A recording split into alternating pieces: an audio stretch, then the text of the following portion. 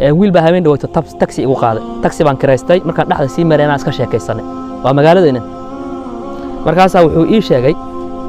hadalka aan sheekaysanayna qiso soo maray wuxuu caawa waxaan arkay wax la yaab leh gabar caruur banaan la taagan baa gacanta ii haadi suuri gabadhii baan qaaday meel baan geeyay markaan dajiyay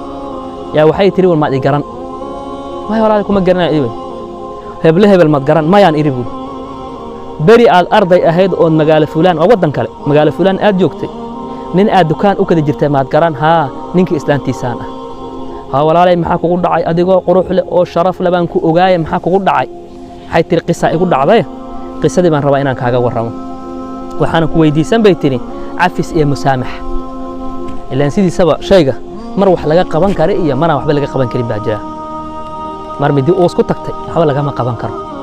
waxay wiilka wuxuu yiri arday baan ahaa buur qisadii markii iga soo warramay arday baan ahaa buur ardaynimada dhamaystay magaalada aan joogay nin oday ah oo dukaan ku haystaan u noqday buur shaqaale asaga wuxuu meel kale iska aaday dukaankii baan dhowr sano hayay buur maalin dambe uu soo noqday dukaankii buu xisaab xir dhag ku siiyay xaari dukaanka ma waxa ka maqan maya lacagtaydii baan rabaa wuxuu wax lacag ah iyo wax shilinood igu leedahay ma laha khaa'in baana tahay war maxaa dhacay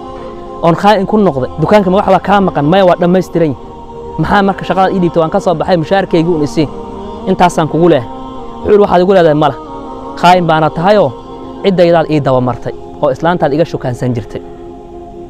islaantaydii baad iga shukaansan jirtay oo yaa kuu sheegay ayadaaba ii sheegtay buuri ma dhici karo qof wax lagu tuhmaayo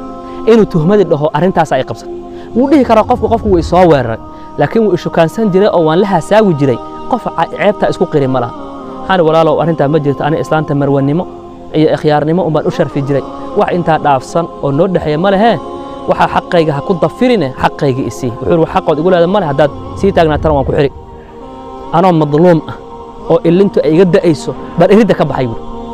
ilaahay baan la hoos galay buur ilaahay oo adan kugu dhaaf waan iska soo tagay meeshaan aan imaado taxi baan iska qaatay taxiilaan iska noqday gabadha waa tiri buur horta dukaanka waxba kaama dambayna abaarkaadi uu nagu dhacay koow oo wuu baaba'ay waxba maanta lagama hayay tiri waa dukaanka helo sadka inta la eka odaygina waxay wuu khaariqay yaani waa faqiiroobay labadii kaliyoodna way fariisteen maalin walba intaasoo lacag baa lagu dhaqaa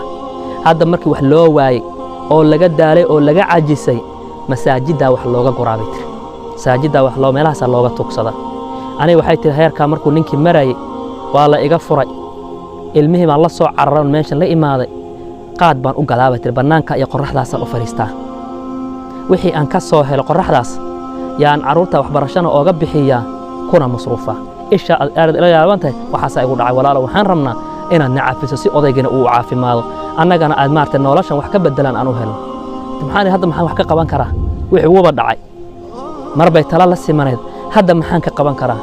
hadda wax laga qaban karo walaalayaal dulmiga fiir war markaad isla weyntood wax ismoodayso waa maalmo laakiin tii ilaahay meel bay ka qoran tahay intaad xoog galeeda ummadda ha dulminin oo ninka ajiirka iyo shaqaalaha wixii xaq u kugu leeyahay sidiisa u sii walow gaalba ha noqdee